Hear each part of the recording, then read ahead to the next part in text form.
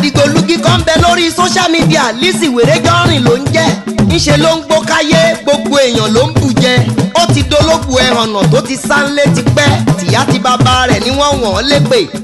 bẹ́ẹ̀ bá rí Lizzy tó yọ lókèèrè ẹ fẹ́rẹ́gẹ́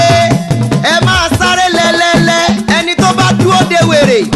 bó bá rẹ́rìn sí ẹ lówùúrọ̀ á gé ẹ̀jẹ̀ kálẹ̀ ó tó lẹ́ ènìyàn tó ń tẹ aṣọ ara ẹ̀ mọ́lẹ̀ aṣọ ta ni ò ní fàya lẹ́ni tó jẹ́ wípé àwọn tó bí wọn ò jọ́ lójú ìyẹn ló jẹ́ kó máa fìyà oníyàpá mi dìn Olowogemo ìyá mi ṣe é fi hàn láwùjọ olórí aláta gbogbo ìpínlẹ̀ Ògùn ó ti lé lọ́dún méje lọ́gọ́rin 87 years ó sì tún ṣe yémúyémú ó ṣe é fi hàn láwùjọ Lizzy fìyà rẹ̀ wọ̀n wá ìwọ tó ìtì pé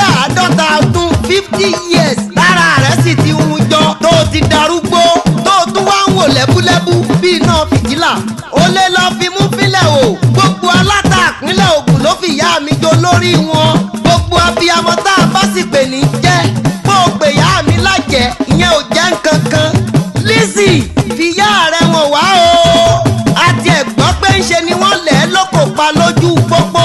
tegbòtegbò àdá àjínà lẹ́sẹ̀ níyà rẹ̀ fi gbọ̀rùn alákejì lọ àtúgbọ́ wípé alùpùpù ni bàbá rẹ̀ ń gùn ó jí wọn lálùpùpù pé ni wọ́n fi lẹ̀ lóko pa ní Ṣàngó àti lọ yẹ̀wé ìtàn wò ayé ẹ má bú Lizzy mọ́ o ilé ló ti gbádé olè wá ilé ló ti gbẹ́wò olè wọ̀ ìyá rẹ̀ olè bàbá rẹ̀ olè ìyẹn ló fà á tóun náà fi lọ jí góòlù nídùúmọ̀tà lọ́jọ́ sí táyé fi pélé lórí tí wọ́n fi ṣẹ̀sìn ọ̀sán gangan olórí burúkú wa daṣọ bomú bí ẹni tó ní kòrónà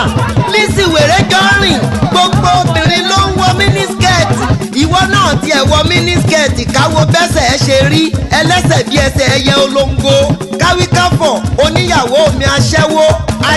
ọlọ́mọ tó ń bímọ Harejan ló wà lọ́ọ̀dẹ̀ mi àkúkú ní máa wo wèrè kó sùn kú ìyá ẹ̀ jẹ́ ńlá ṣe ń ké tantan tá n bá wọ kẹ́yìn ajá rẹ̀ gbogbo kẹ́ ẹ lè fà á létí ẹ̀yìn òkú ọdún mẹ́jọ kúrò lálejò sàárè àti mọ Lizzy ní wèrè tipẹ́tipẹ́ kó lè dẹ́kun à ń bugi jẹ ńlá ṣe ń ké tantan pé kẹ́yìn ajá tó ní kẹ́ ẹ lè fà á létí ẹ̀yìn ẹ jẹ́ ká ti bí ìṣáná kí èso ògùn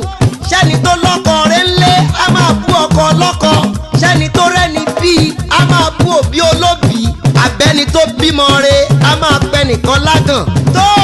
èmi Olowogemo Harejan Lizzy Harejan mo sìn ẹ́ mo padà lẹ́yìn ẹ abiyamọ ni mí tọmọtọmọ sì tún ní mí pẹ̀lú mo ti tọ́ ẹ sọ́nà bó bá wù ẹ́ kó o tún máa wọnú igbó lọ gbogbo èpè tó o ti gbé mi ṣẹ́ kó máa bá ẹ lọ